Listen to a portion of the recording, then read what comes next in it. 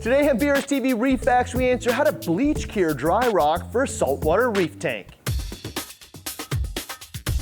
Hi, I'm Ryan, your host of BRStv. Reef FAQs is all about quick, straight to the point answers to those questions reefers ask all the time. Today we answer a pretty common question: how do I bleach cure live rock to remove all the undesirable organics prior to cycling it for a reef tank? First, there is a difference between curing and cycling, and they are commonly confused. Cycling is primarily about populating the surface of the rock with bacteria, which can process and filter ammonia from the water, making it stable enough to house fish. Curing is a process of getting undesirable organics like dead algae, dead sponges, microfauna, and other undesirable pollutants off the surface of the rock and getting it ready to start a saltwater reef tank. There are three main methods: natural, bleach, and acid curing. Today is focused on the bleach cure, and we'll answer three direct questions today. What is the bleach cure? When is it appropriate to bleach cure rock? And how to do it. Bleaching dry rock, or a bleach cure, is pretty much what it sounds like. Soaking the rock in a diluted solution of water and bleach. The bleach will oxidize the organics on the surface of the rock and then rapidly break them down.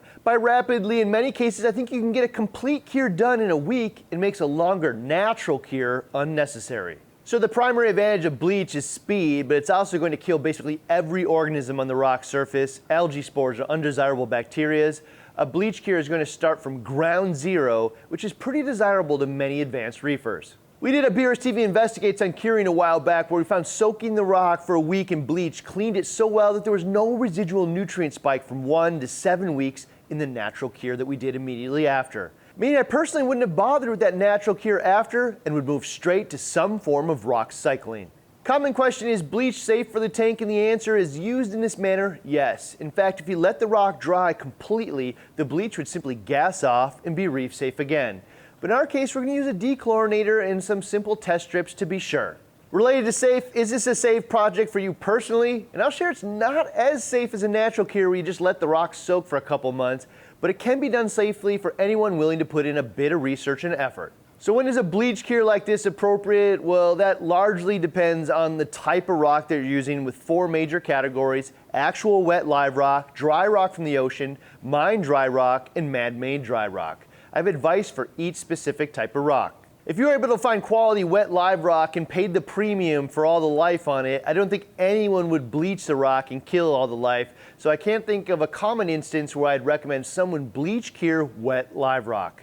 If you're using dry rock from the ocean, which is covered in dead or dried organics, or using rock from an older tank which was allowed to dry out, which is often also covered in dried organics, I'd say this instance is a prime candidate for a bleach cure. We can dramatically reduce the organic content on the rock this way, kill everything including spores, dormant bacteria, or other undesirables.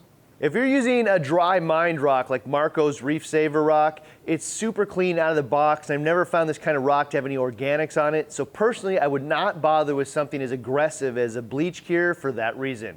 However, if we're on the aggressive end of the prevent pest spectrums, you could do a short bleach cure just to ensure no spores or anything else is on the rock.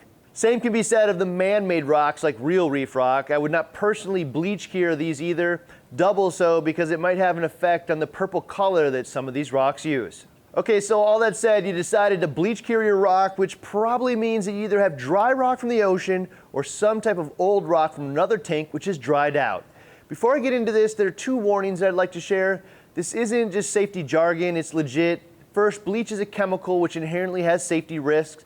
Many people are familiar with household bleach safety, but you're using it outside of its intended use, so there's more to it than just reading the bottle. Simply put, this video is not designed to be the sole source of information on chemical safety. Do not do this project if you're unwilling to do some research on proper safety. We do have some basic safety guidelines to share. First, do not do this indoors. That means don't do it in your basement or even garage. In some circumstances, bleach can create very toxic gases that range from unhealthy to deadly.